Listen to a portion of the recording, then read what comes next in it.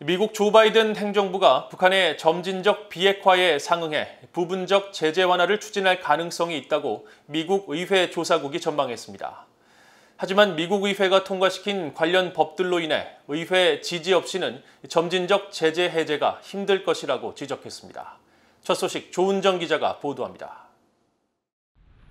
미국 의회 조사국은 최근 갱신한 대북 외교 현황 보고서에서 바이든 행정부가 북한의 점진적 비핵화에 상응해 부분적 제재 완화를 추진할 것으로 예상했습니다. 보고서는 그러나 관련 법들의 제한을 감안했을 때 의회의 지지 없이 북한에 대한 점진적 제재 완화는 어려울 것이라고 밝혔습니다. 제재의 유예나 전면 해제 이전에 안보와 영내 안정성, 인권과 통치 방식 문제를 다루는 법적 요건들로 인해 복잡해질 것이라면서 특히 미국의 대북 제재는 북한의 무기 개발뿐 아니라 인권 침해 문제와 자금 세탁, 불법 무기 거래, 국제 테러와 불법 사이버 작전도 겨냥하고 있기 때문이라고 설명했습니다. 이와 관련해 제이슨 바틀렛 신미국 안보센터 연구원은 북한의 인권 유린 문제와 핵 확산, 군사적 도발에 대해 민주당과 공화당 모두 우려를 갖고 있기 때문에 대북 제재 면제나 일시적 해제에 대해 의원들이 정치적 합의를 맺기 어려울 것이라고 지적했습니다. Because this was passed by Congress, I would expect that any unilateral action to suddenly lift sanctions against North Korea would have severe backlash from the Congress at this point because they have not expressed any consensus for the relief.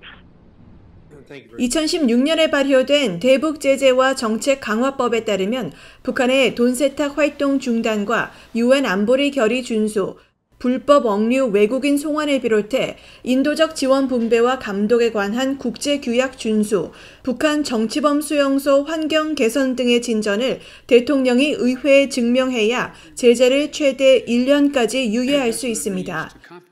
의회 조사국 보고서는 이어 바이든 행정부가 지난 4월 북한과의 외교를 탐색하는 조정되고 실용적인 접근법을 발표했으며 일부 분석가들은 이 접근법이 과도하게 수동적이며 공개적인 관여 제한에 실질적인 내용이 거의 없다고 지적한다고 전했습니다.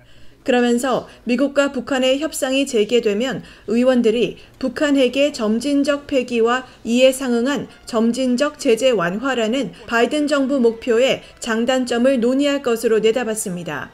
보고서는 북한이 트럼프 행정부와 바이든 행정부의 대화 재개 제안을 무시했다고 지적하며 김정은 위원장이 관여를 꺼리는 이유가 신종 코로나 바이러스 감염증에 따른 압박 때문일 수 있다고 분석했습니다.